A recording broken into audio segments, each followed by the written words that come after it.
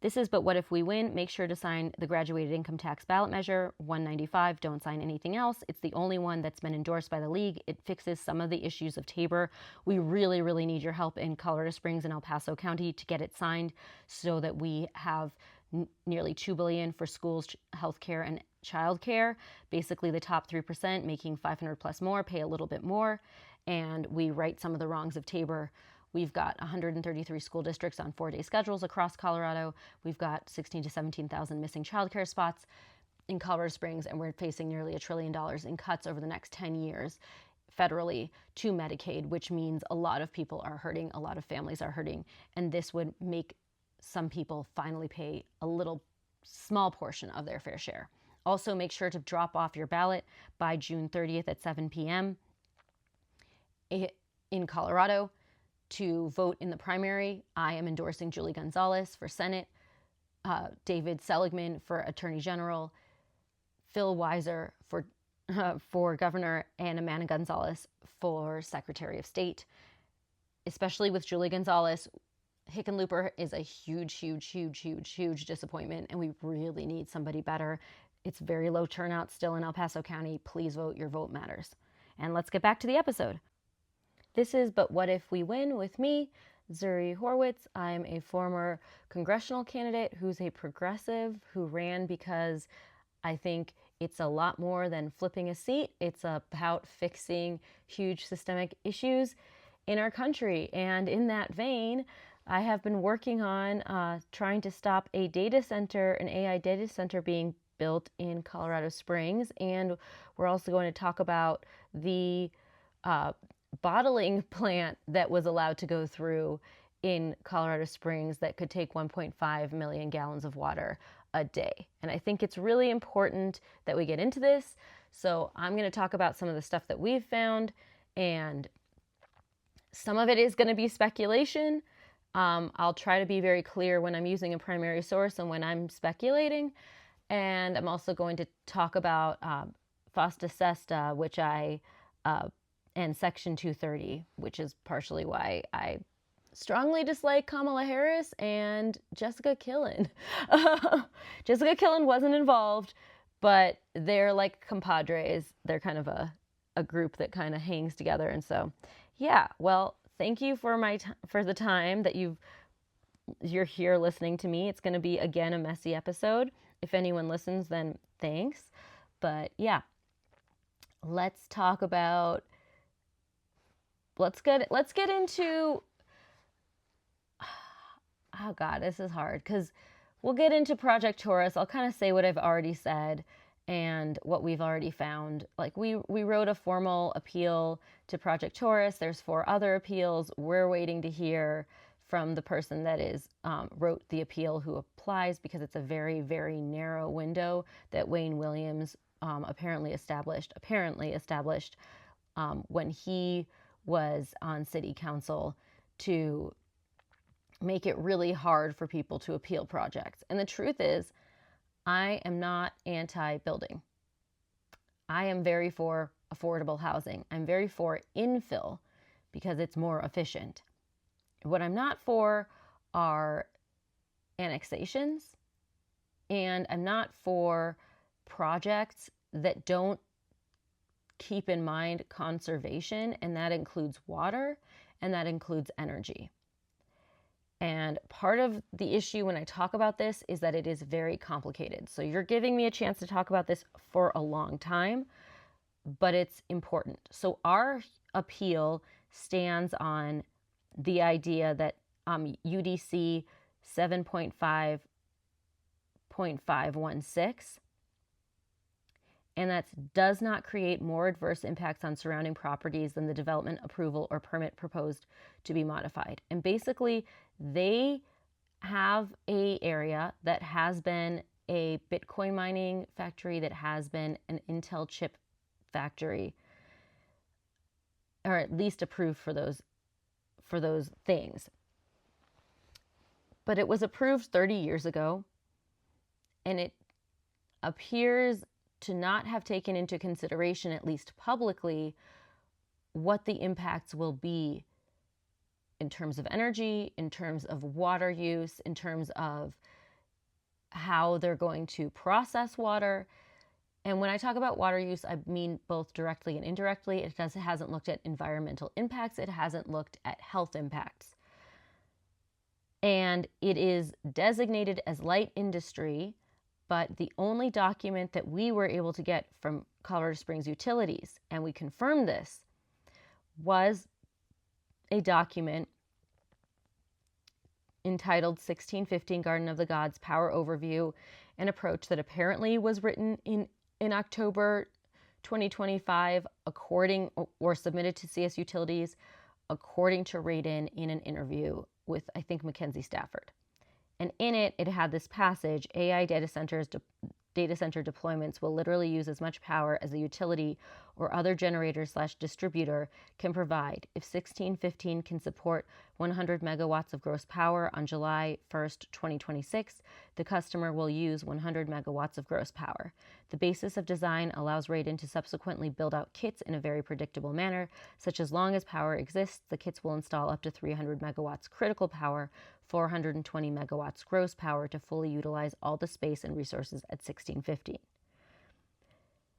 Despite the normal and natural perception of data centers as underutilized hogs of power, just wanting to control the capacity but not using anywhere near the contracted minimums, and I added an R there, modern AI data centers want and will use the power as quickly as possible. And so that's a red flag to me, because when we inquired about this, when we were like, okay, that's a crazy thing. The only thing we have from CS Utilities does not include how much indirect water use is this going to be? How are they disposing of wastewater? You know, how much actual energy are they going to use?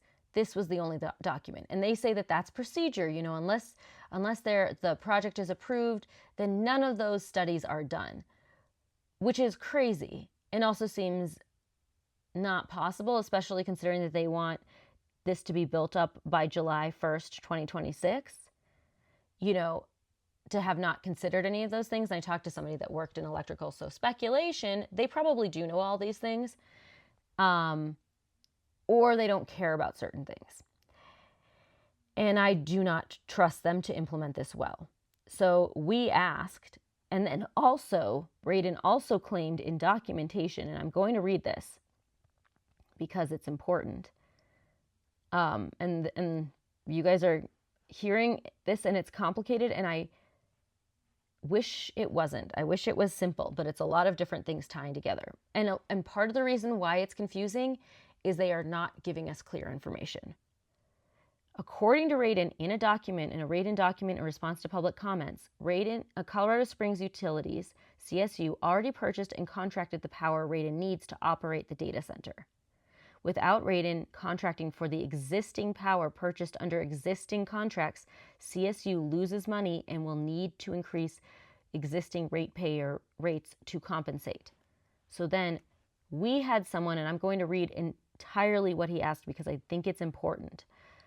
We had someone ask, we've had this boy wonder, you know, who has been inquiring, and I'm sure, you know, about these things, and I'm pretty sure, I'm guessing, has he been using ChatGPT to write really well written things? And that's the thing. AI is a tool, but the way it's being deployed is everywhere. And I think ultimately it's a problem. But basically he asked this, and I'm going to read it because you guys are here, and this is long form. Well, we're not going to read the whole thing, but I will ask all the questions because I think it's important. Is it accurate that CSU had already purchased or contracted power capacity specifically tied to this site or this project before the city's land use approval was finalized? If so, when was that commitment made and through what processes? Long-term resource planning, a specific contract with a general source, or something else? What capacity in megawatts does this purchased contracted power represent, and does it correspond to the 50 megawatt figure that has been publicly cited for the project, or does it anticipate a larger further build-out? If the pending appeal results in the approval being reversed or modified, what happens to this purchase/contracted power, And is there any cost exposure to CSU ratepayers either way? I also don't want to denigrate him. He's done a really fantastic job in wording these and using the words that Radin used. So I think it's really important. So this is what they wrote back, which did not address every single question one by one. I think it's really important to note that. Thank you for sending in your questions and comments. We appreciate your patience as we work with our team on answers to your questions. Confirmed by our fuels and purchased power group, Colorado Springs Utilities has not purchased or contracted any power to supply the Radin data center. Okay, let's go back, because I'm just going to go back because I can. And I think it's important.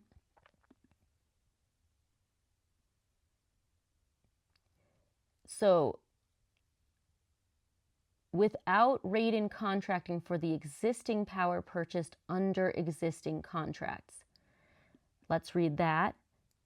Colorado Springs Utilities has not purchased or contracted any power to supply the Radin data center.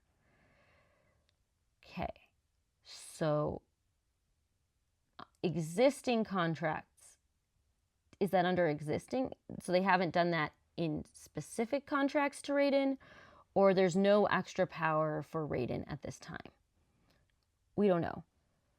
For planning purposes, the project will require a power purchase contract of 50 megawatts to become operational. However, no power purchase or contract will be executed until a large load service agreement is in place, which has not yet been established.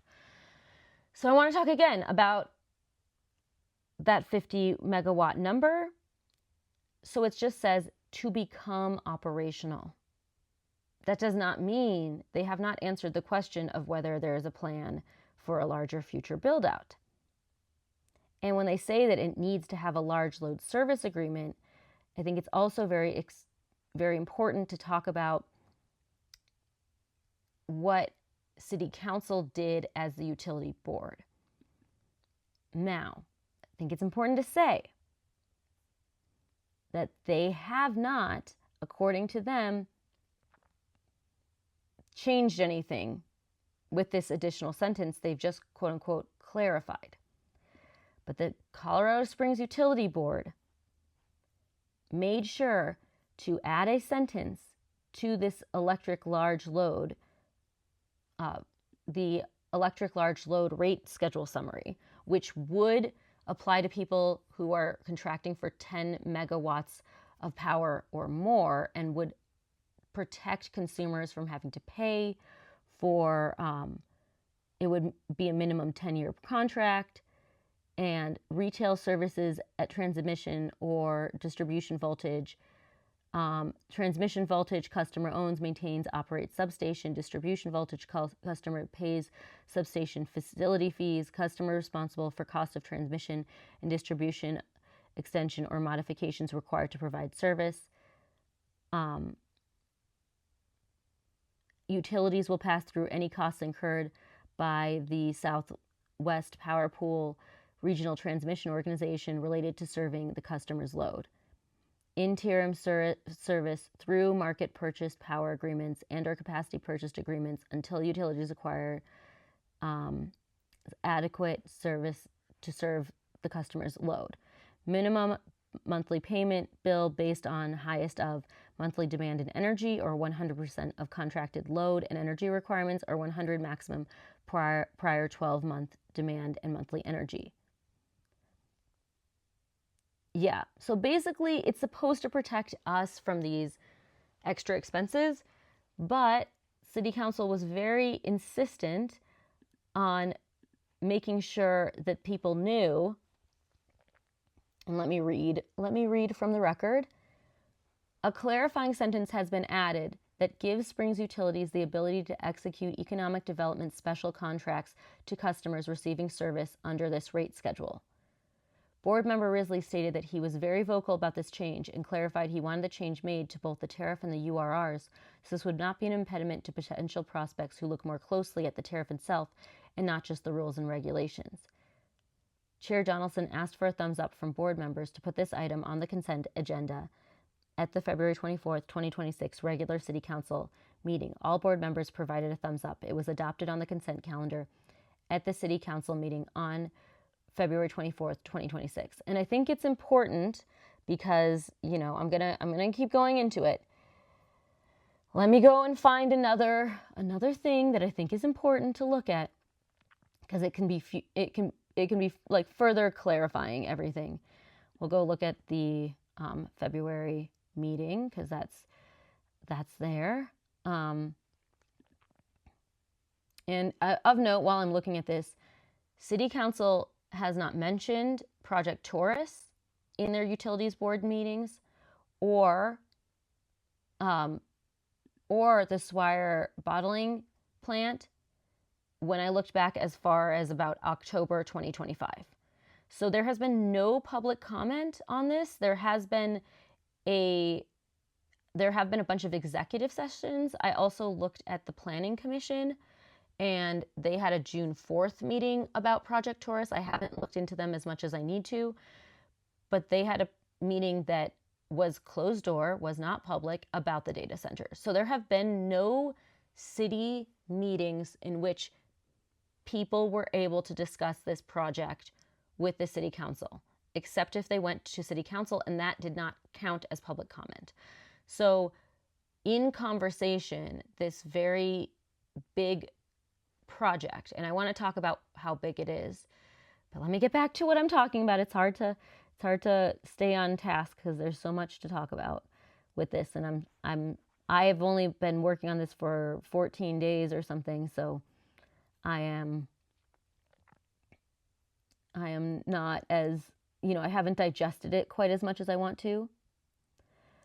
Yeah, and I want to look at, there's one more that's a good one to look at. Okay. Yeah, we have the quote, but there's another quote that I think is important because it's more clarifying, truthfully.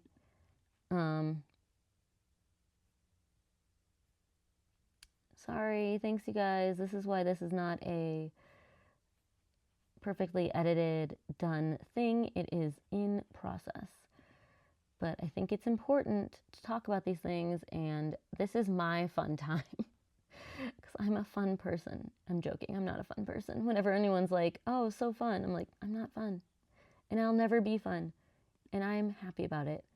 I'm fun when I'm doing stuff I like, and learning about policy is what I like. So, yeah. Let's look at this. And we're going to get into things a little bit more. So this schedule, the electric large load rate schedule, went into effect January 1st, 2026, and is designed to be cost effective and protect the rest of our customers from costs associated with the infrastructure or resources serving large types of loads. The change to the schedule is to support economic development by adding a sentence to the rate schedule that clarifies that the terms and provisions within this rate schedule do not prohibit utilities from entering into or executing special economic development contracts with selected customers.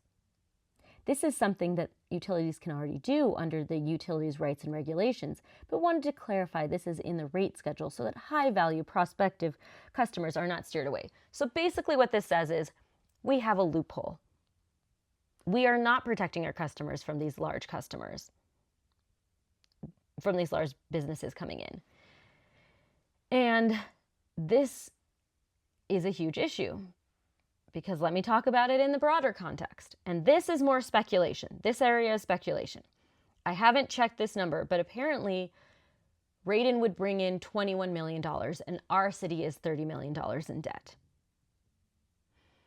At the same time as we're talking about approving Radon, we're talking about approving Swire bottling plant for one. And Swire is different because it had already been, because of zoning. I'm going to get into this after. I'll talk about this after. I'm sorry.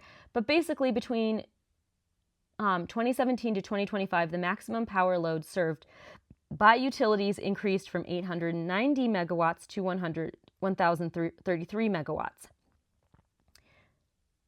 Their goal, according to the forecast, the load's maximum peaks are expected to increase by 500 megawatts by 2033 and make a similar jump again in the early 2040s. Deal said that utilities needed to continue building out all kinds of infrastructure to keep attracting businesses and new residents to Colorado Springs, while also encouraging customers to find ways to reduce their electric use during peak hours. So to me, that $21 million, they also are proposing a nuclear plant to increase that load. To me, what I see is happening is they are uncomfortable having a conversation about needing a larger tax base. What they are doing is betting on these AI data centers to fill that hole and then passing on the costs of a power plant, which could be billions of dollars, and those new utilities that they're going to use onto us instead of directly taxing us. That is what I am taking from this, because they are not proposing to protect us. Yeah, and that the maximum acre feet demand for water. And so what I also am noticing and when I'm reading, and this is again speculation, is that it is much easier to administer these large businesses than it is to deal with a bunch of little customers. And so they prefer to tell us to use paper straws and not water our lawns and double our utility rates from 5 to 9 p.m. while being fine with a Swire bottling, Coca-Cola bottling plant using 1.5 million gallons a day. And now let's get into it, a data center that could use up to 300 megawatts. And why do I say that? Because that's the only document we have available, as well as information from Integrity Matters that they found when comparing what the sound study asked for in terms of equipment and the actual equipment available. And again, I am sorry this is technical. I am not technical, but it's up, so we have to talk about it.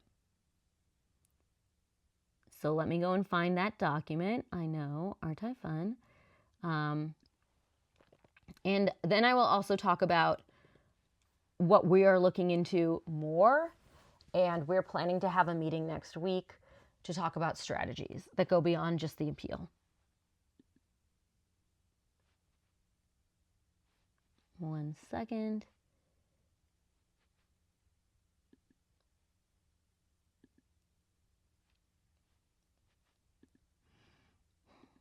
So this is the info from Integrity Matters. During a sound test, the city approved, the sound test was for about 36 chillers and 30 generators. And yet, in the final plans, the only time they talked about the number of chillers and generators, there were 72 generators and 60 generators. So that's double the number, which would indicate 100 megawatts of power, which would be much closer to the request that they had, that on July 1st, they have 100 megawatts of power. The previous business, according to an article, used 70 megawatts, up to 70 megawatts. So this would be close, this could be close to double. It's 30 megawatts, or depending on, I don't know if they're going to, if that's, when we say 100 megawatts, are they talking about critical power? Or I think, let's go back to that quote. I think they are talking about 100 megawatts of gross power. So it would be 30 megawatts more than the previous customer. Now, let me talk about this because I didn't say it. 50 megawatts is about equivalent to 50,000 power customers.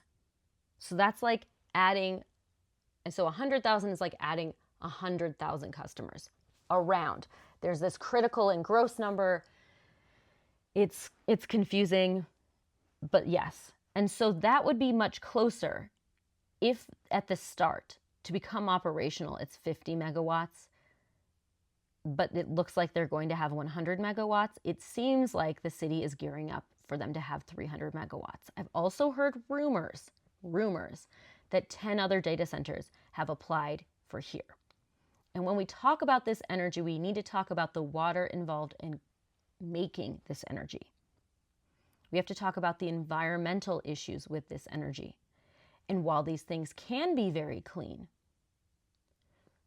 we don't seem to have a utility, CS utility, that cares that much about global warming, about anything. They seem to think that we can continue to increase our energy use without any adverse problems.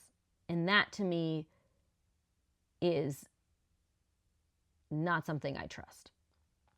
And I will also say that CS Utilities is a community-owned enterprise for the past 100 plus years that is supposed to belong to the people of Colorado Springs. And it feels like they put the people last.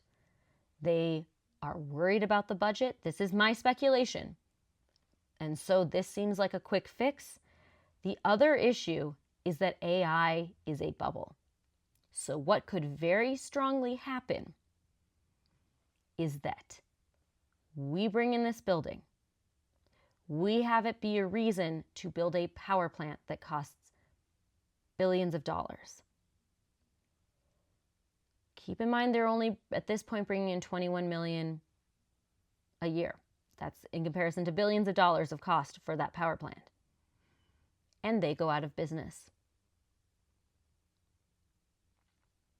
So we lose all that revenue. And we're on the hook for a nuclear power plant. So these are some questions that I'm having, and I will probably have to ask a few people. These are questions I have. How many megawatts of power is in Project Taurus's plan? I'm just based on the coolers and generators. I just want to confirm that with an electrical engineer. What is our power grid composition? So how much natural gas, how much coal, how much solar? How much water is required to make 50 megawatts of power in Colorado Springs based on that power grid composition? Do the plans for nuclear power make sense? How do other countries implement solar? Do they have better batteries abroad? Because according to this person, they said, we just have batteries that will hold solar energy for 8 hours. Given how much solar is used abroad, it would seem like there would be possibly better technology abroad. Part of the issue with solar and wind is that, at least in the United States, they are really good at peak hours, but because we can't store them well, then they're not an energy base that we can rely on. So part of what Travis Deal's frustration appears to be with residential customers is that we use a lot of energy from 5 to 9 p.m., which makes it harder on the grid. That's not about conservation. That's just about what his power grid is using. He doesn't seem to care about actually lowering the amount of energy being used. Overall, he just doesn't want his grid to be struggling. And again, this is all in the larger context of global warming, of losing 3 firefighters just now who were fighting fires on the border of Colorado and I think Utah, don't quote me on that, of record-breaking highs in Europe, in France, and Britain. We have huge issues, and we do not seem to have it through our thick skulls that that's beyond just that it can't be fixed, that making more and more and more comes from somewhere, and that you have to actually care about where that energy is coming from. I think they are thoughtful about the truth is, I don't trust them. Like, the truth is, I don't trust them. I don't trust them with this because I'm pretty certain that they do know what's going on and how much Radon's going to have. And I do not trust this process. I do not think that there are any protections. One thing that I haven't spoken about is City Council can approve this, but it's only CS Utilities and the mayor's office that can enforce making sure that the project is on board. And former Mayor Suthers is apparently representing Radon, and Wayne Williams, who ran for mayor, who Mayor Suthers endorsed, is the current chief of staff after a very messy and expensive transition, costing taxpayers over $100,000 to become the chief of staff for Mayor Yemi Immobilade. I just do not trust them to rein this in, to make sure that water is disposed of correctly, to make sure that we are not paying for the infrastructure, that we are not wasting utilities. I mean, and this all goes back to me, to utilities not being considered publicly in whether a project is approved or not. And right now, it seems like prior zoning in the past, when we were a much smaller city, allows for a whole lot of water use at Swire Coca-Cola bottling plant and a whole lot of energy use. And actually it doesn't, because it's apparently zoned for 100 megawatts of energy, but then they're calling this light utility, that it's not that much of a change, but they're actually asking in documents to get up to 300 megawatts of critical power. So that's 3 times as much energy. To me, that would change it from light industry to heavy industry. And I also question 100 megawatts being light industry. So yeah, I am very, very skeptical of this. I think it's a get-rich-quick scheme to bail out the city and not have to ask taxpayers to actually pay for, funding the city. We have a bunch of people here who, and I'm always a bitch and I'm always making people angry, but a generation of people that grew up with Reagan that believe a city should be able to function without actually having to pay for itself. That, if we shouldn't have to pay any taxes and a city should work perfectly, and if it doesn't, then that's the city's fault. Instead of understanding that taxes go to the common good, they go to better streets, they go to better schools. And if we don't pay enough, we're in trouble. And that partially is brought on because we were founded by General Palmer and and Stratmore, I think that's his name. Antlers Hotel was founded by this one guy. Let me look up Wiki, because Wikipedia is amazing. And yeah, William Jackson. Oh, darn it. That was William Jackson Palmer. That was Palmer again. P.S.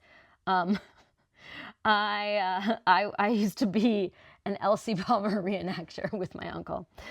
So deep lore. But yeah, so I'm definitely I was born in Colorado Springs. I went to high school here, lived a bunch of other places. But basically, we were founded by philanthropists, so we've never been used to paying taxes. And then the military came in and spent a lot of money, and so we just haven't been used to actually paying the correct amount of taxes. And this is, again, hearsay, but Colorado Springs apparently, according to a city council member, has a third of the tax base of a comparable city their size. So I think that's important to understand, that we kind of came up with never having to pay taxes. We've got 5 military bases. And the truth is, you got to pay taxes if you want to be a functioning city in a functioning country. And that includes, a graduated income tax. So please pay your graduated income tax. I'm going to put this in at the top. And please turn in your friggin' ballot. I am endorsing Julie Gonzalez for Senate, David Seligman for Attorney General, Amanda Gonzalez for Secretary of State, and Phil Weiser for Governor, as well as Muka Trankel for Assessor, because he is also the only He's the only candidate that is an actual assessor, and he's the only one that hasn't taken a bunch of developer money. So, yeah. All right, now we're going to go on to Fosta Sesta. You're like, how long could this thing be? Very long. So what is Fosta Sesta? This is from Decriminalize Sex Work. I came by this because I have friends, and I used to live in Los Angeles, who were sex workers, and who some of them continue to be sex workers. And Fosta Sesta made them more unsafe. So this is basically, and that was due to, I'm going to go to Kamala Harris, Fosta Sesta. Thanks, guys. And this is where my anger, she co-sponsored Fosta Sesta.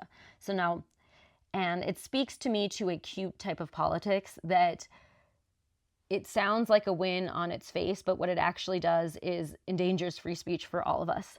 So we're just going to read from Decriminalize Sex Work and Human Trafficking, Promote Health and Safety. What is Sesta Fosta? Sesta Fosta refers to a set of laws passed under the Trump administration, the Stop Enabling Sex Traffickers Act and the Fight Online Sex Trafficking Act, which absolutely doesn't do that. The laws effectively suspend Section 230 of the Communication Decency Act of 1996. Rather than preventing the online exploitation of trafficked persons, these laws have hurt the people they intended. I don't think they intended to help, pushing sex workers and trafficking victims into more dangerous and exploitative situations. So what is Section 230? Section 230 of the Communication Decency Act of 1996 stipulates that no provider or user of an interactive computer service shall be treated as the publisher or speaker of any information provided by another information content provider. So what this basically means is that you, on a platform, the platform can't get sued for what you say. Now, it can take down things that are illegal, like CSAM, like murder threats, things like that. And they can choose to moderate their platform as they would like, but they can't be sued for freedom of speech. And this is really important because then whoever is in power can decide what you're allowed to say. And then they can sue that platform and shut down that platform. And what this also does is it means that only larger platforms, only monopolies like Meta, monopolies like YouTube, monopolies like TikTok and everything that, I forget the name, Larry Ellison owns, which is all of our media, are able to afford the things to regulate this because other platforms don't have the resources for Fosta Sesta. So how does Sesta Fosta work? Sorry, that's the way they're putting it. Sesta Fosta amends Section 230 by suspending its protections in cases where online platforms are perceived to be promoting prostitution. Online providers can now be held liable for posts perceived to be advertising sex on their platforms. State law enforcement can prosecute these cases at their discretion. Social media platforms are forced to censor user-generated content to avoid legal repercussions.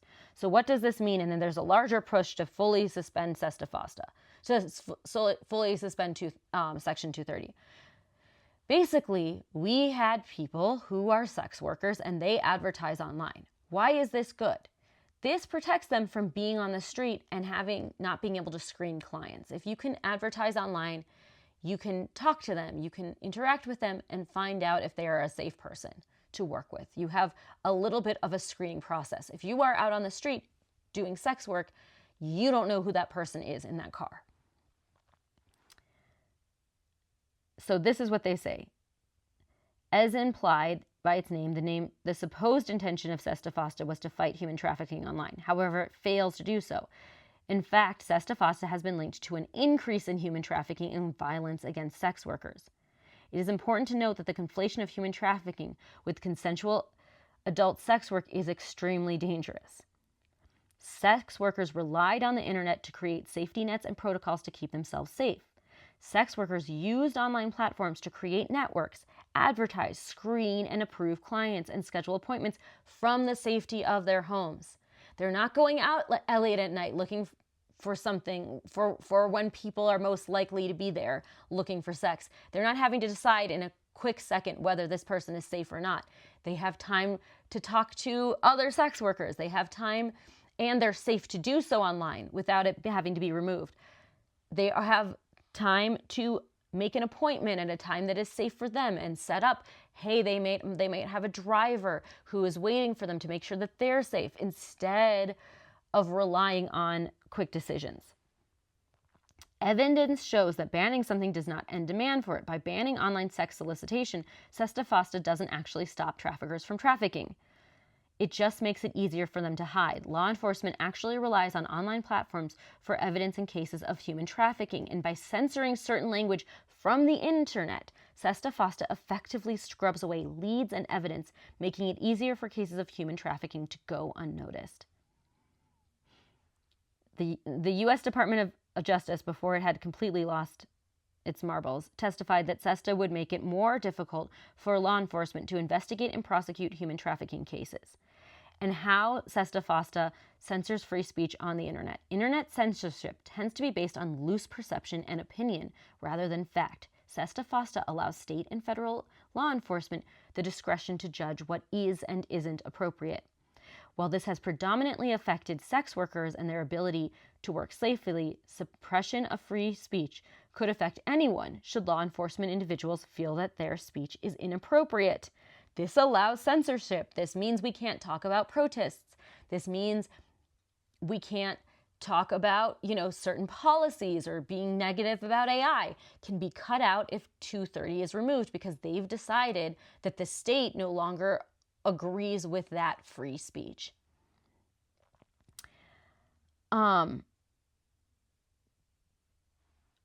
So in February, March of 2018, and we're going to go into the Sesta Fosta Explained in depth, it passed. Donald Trump signed these bills, and Section 230 stipulates that no provider or user of an interactive computer service shall be treated as the publisher or speaker of any information provided by another information content provider, popularly known as the 26 words that built the internet. Section 230 allows user-generated speech and sentiments to remain uncensored without holding platforms and ISPs responsible for that content. We depend on this freedom to work, socialize, and exchange ideas online. Platforms large and small are central to our right to assemble and share our beliefs in our online communities. Under Sesta Fosta, these rights are at risk. The Act amends Section 230, suspending its protection where online platforms are seen to be promoting prostitution. Online service providers can now be held liable for sexual service advertisements posted on their site. The amendment also allows state law enforcement officers to prosecute these cases. Together, reforms are intended to disrupt, fragment, and shrink the online prostitution marketplace. Online platforms must censor user-generated content or risk civil repercussions resulting in limited freedom of speech and expression on the web. And this is easy to say and easy to get past because it's like, we're against trafficking, we're against this, we're against that. But it doesn't actually do what it says. It just endangers vulnerable people and makes it harder to track what's happening online, what's happening, and brings it into like dark corners. And so now there's a push from people like John Gordon Levitt, and it's interesting. You'd think, wow, if these were really bad for big internet companies, Peter, like Meta and Amazon and all these, I have to look up exactly who's backing them, but there's a bunch of right-wing groups that seem to be backing the repeal of Section 230. And what that would mean is that we don't have a free internet. It means that the state can tell you what you're allowed to express, and it can decide, and it can also penalize that platform for having expressed that, which means if a platform doesn't follow, then they can just get rid of it. They can sue it out of existence. And to me, that's a problem because we're not the ones in power. So whoever's in power can decide what is freedom of speech. So that's my little Sesta Fosta, a little bit about Section 230. Thank you for the ride, and make sure to vote. Make sure to sign the graduated income tax ballot measure, aka Tax the Rich, which would tax income above $500,000 to pay for childcare, healthcare, and and education in Colorado. And basically, it would only affect people 97% pay less, the top 3% making $500K plus pay a little more. It raises $2.7 billion for schools, healthcare, and childcare.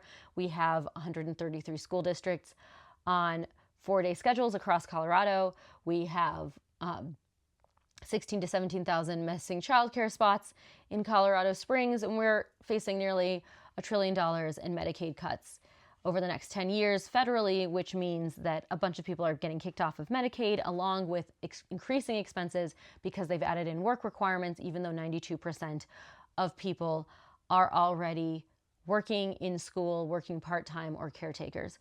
So yeah, please sign it so that we can, and don't sign any other ballot measures. Those ballot measures are for billionaires. All right, have a good day.